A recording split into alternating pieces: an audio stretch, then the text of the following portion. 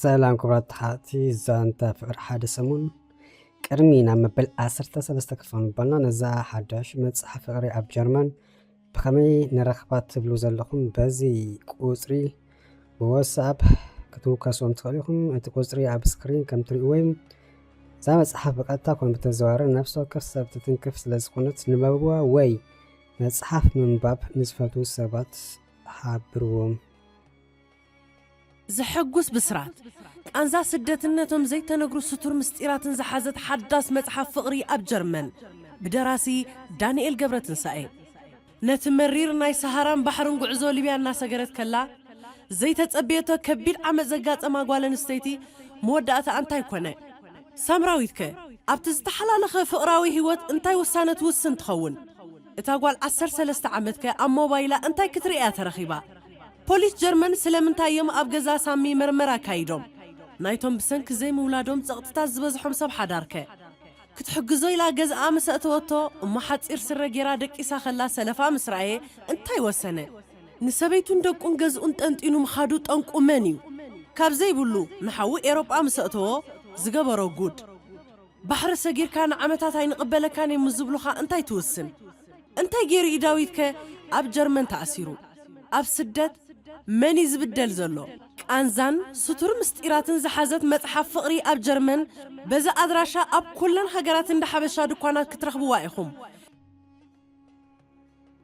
تمالي مشت أتيزيس أمكان مسبلتو لبو كاب سفراكتو تصدليت جنا زرباكي ودات كولا تليفونا دمز عسمت من دقالو نقهم درزدو زلو أنا بلت زربا قديفم نموبايل أبلتمو قدن تقبلا كتزارب سلس نبرا تزاريبا مليسا تليفون عصوت ميكي بوغنو انتاي كتب لنيا النابل ايج نبرم بخازيس امكوا النابلون ايتاس نبرم ورا قدن حدا ودن قولن او حدا جزا سلازلو كس امو علومي بحال ديو سقيلوم يقاليلوم تتصايتوم زمصوم غيروم كفلالي ايكلون ديو انت حاجه بوت امطن يبل مخوان نعاكب اليوم ምናልባት እንበርከ ሰብ አይዲ ዝብል አተሓሳባ ከይትሕዝ ማለት እዩ እንበሪስ አማይስ አማን አይ ጉዳይ ኩነን ንሳ እንታይ እዩ ድሌታ ኢለ ከመራበር በአለይ አብ ወጥር ከአቱ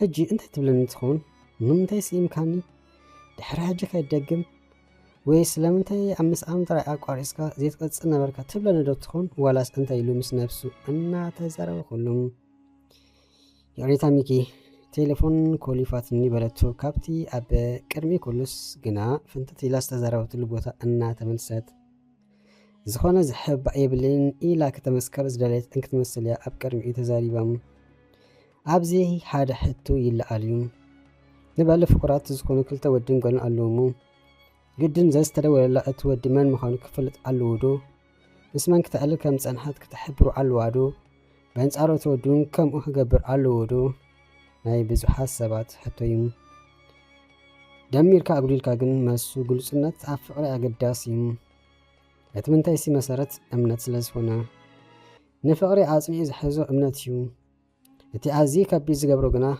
زأمنكا يسب كتعلمكا كل يوم قلصنات مسارات أمنات كابكو نفقري جمع قبل الأمنات زند من دقيم يكون انبر أتمنى أوين بخمين نركون مفلات أقداس يم حصر زباله ابت نكلتيخا وغن زملكات ጉዳይ ግልጽነት ከሕሉ ወሳኒ ሁሉ ሚስጥር ናይ ገዛኻ ኮነ ካልእ ነገራ ወይ ነገር እዮም ማለት አይኮነን ግን ابت نكلتيخا ከራኸብ ዝኽእል ነገር ግልጽነት ምሕላው ተመራጽ ይመልስከ ንሱ ትወዲ ምስ ኣፍቃሪቱ ኮፍ ኢሉሎም ቴሌፎን ኣፍቃሪቱ ድማ ኣብ ከንደ ስክሪናን ላዕሊ ዝኸውን ተገልቢጡ በታሕቲ ኮይኑ ኣሎም እዚ ጉዳይ ንብዙሓት ዘካት እዩ ብዙሕ ዓይነት ትርጉሙን ይሕወም ገለ ካብኡ እንታይ ክትሓብ ስለዝደልትያ ንቴሌፎና ቁንቁል ዓፋ ትደፍእ ዝብል ማለት እዩ ንገለኤን ለማዲ ይብሉ ንገለኤን ድማ ክትሓብኦ ዝደልት ነገር ስለዘለ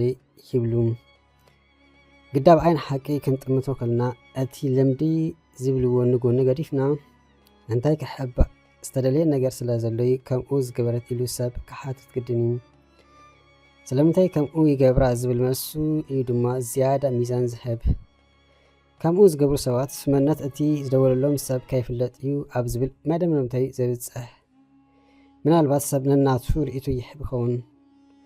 ሓቂ ድማ እስክሪን ናይ ቴሌፎን ክጅመሩን ዝተሰርሐ በልዓሊ ኮይኑ መንነት ናይ ዝደወለ ሰብ ርኢኻ ክትቀበል እዩ። ነዚ ደኣ እሞ ሰብ ስክሪኑ ምስ ፈሰሰ ንምንታይ የዕርዮ ወይ ካልእ ሞባይል ይገዝእ? እቲ ካልእ ዝጥቀመሉ ጉዳያት ኣብኡ ተኸሎ ማለት እዩ። ስለዚ ቴሌፎን ምስ ኣፍቃርኪ ኮንኪ ቁንቁል ኣፍ ምድፋእ ወይ ገልቢትካ ምቕማጥ ነቲ ኣፍቃሪ ከጠራጥር ስለ ዝኽእል ምናልባት ልማድ እንተኾይኑ ልምድታትኪ ክተመሓሽ ምፍታን ኮነ ኢልካ ዝግበር እንተኾይኑ ወይ ካብ ኣፍቃሪኪ ክትሓቢኦ ትደልዮ ነገር ወይ ሰብ እንተሎ ግና ኣብ ምውዳእ ጠንቂ ናይ ምፍላይኹን ክኸውን ስለ ዝኽእል ልቦና ምዕባይ ተመራፂ እዩ። ብወገን እትወድኡን ከምኡ ረሓዋ ነቲ ዝጀመረቱ ናይ ምስኣም ዘረባ ገዲፎም ናብ ካልእ ጉዳይ ኣበለት። እንታይ ደኣ በለ ሚኪ ረሲዓ ተማልዩ ወላስ እናበለ ኣፍ ኣፋ ክፅበ እዋን ምሳሕ በፂሑ ተመሳሲሖም ድማ ክዛሩ ንደገ ወፁ። ኣብ ገጻውን ናይ ሓጎስ ምልክት ጥራሕ ይንበብ ነበረ። ተስሓቅ ስእሊ ቤና ኮነ ምስኡ ትስኣል ሕልፍ ክትብል ዝረኣየ ተፋሑት ዝበለ ነገር ንኣ ኮነ ንኡ ብሓይሊ ግድን ትገዝኣሉ ሚኪ ዝታት ከየገርሞ ይተረፈን።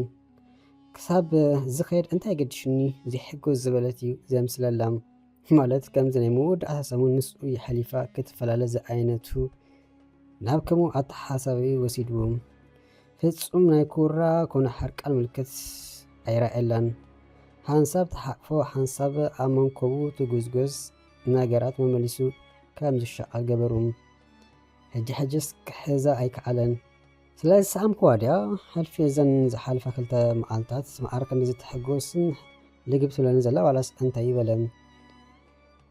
ነቲ ግዜ ከስተማቕሮ ኣብ ክንዲ ዝግባእ ብሓሳብ ተወጠረ ተጨነቐም። ኣብ ሂወቱ እታ ዝኸበደ ሰሙን ከይኮነት ኣይተርፍን እዮም። ብሓደ ኮነ ሰሓራ ክሰግር ከሎ ከማን ማዕረ እቲ መሪር ከቢድ ምዃኑ ምስ ዘለዎ ወጥሪ ኣይከበዱን ፈፂሙ ክሕዛ ይከኣለን። ገናውን ጀሚራ ዝገድፈቱ ናይ ምስኣም ሕቶ ኣለዎ። ክንዝኾነ ከዓ ኣብ ካፈ ኮፍ ምስ በሉ ጀሚርኪ ዘይውዳእኸ ዘረባ ኣሎ ክብል ከይፈትዎ ዘዘኻኸረም ድሓን ንረስኣየ ኢላ ሸለል ጋብዘቶም። ሚኪ ግና ክውሓጠሉ ስለዘይከኣለ ደገመላ። ዝሓለፈ ሓሊፊ ኢላ ኣይ ክትቋይ ኣይ ፅቡቕ ገበርካ ክትብል ምስኪናይ ወዲ ኣብ ምልክት ሕቶ ደኣ ገደፈቱም። ሓደ ነገር እንተትብሎ 100 ኩንታል ሸከም መራገፈትሉ ነይራ። እንታይ ማለት እዩ? ሓደ ፅቡቅ ገበርካ ወይ ድማ ድሕሪ ሕጂ ብጌጋ ካይደግም ዘይትብለኒ ኣየ ጓል ኢሎማ እናበለ ኣማረረ።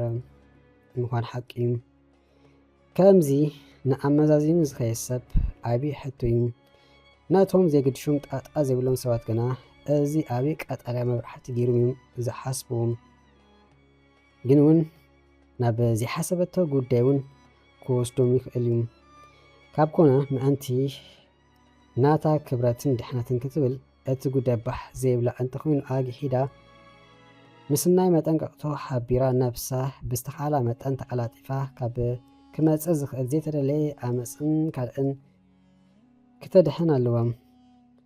ፅቡቕ ነገሩ ሚኪ ናይ ከምኡታት ሰብ ኣይኮነን። ከምቲ ደጋጊሙ ዝበሎ ነገራት ኣብ ኣዩ ዝሙርከስ ደልያ ፈፀመቶ ፀበቐ እንተዘደለየት ከዓ ብክብሪ ከም ዝተቐበላ ብክብሪ ክመልሰ ይሓሰቡ። ብፍላይ ሓንቲ ጓል ንበል ዋላ ሓደ ክሓሰበት ኣሚናትካ መፅያ ብዘይደለየታ ዝኾነ ነገር ክትፍፅሙ ነውሩ እዩ። ናይ ብልባኖ ኣይከውን እዩ እንተኢላትካ ኣይከውን እዩ በቃ ኣኸለ ናብ ሓይሊ ዘኸይድ ይብልካን። ብዝኾነ ሚኪ ሓወይ ስለቲ ኩሉ ነገር ብጣዕሚ ዘመስግነካ በለቱ ረሓዋ ስምዕን እንዶ ረሓዋ ስለ ሰኣምኩ ሓሪክ ክድኺ ዋላስ እንታይ በላ ዝመረሩ እየ ዝመስል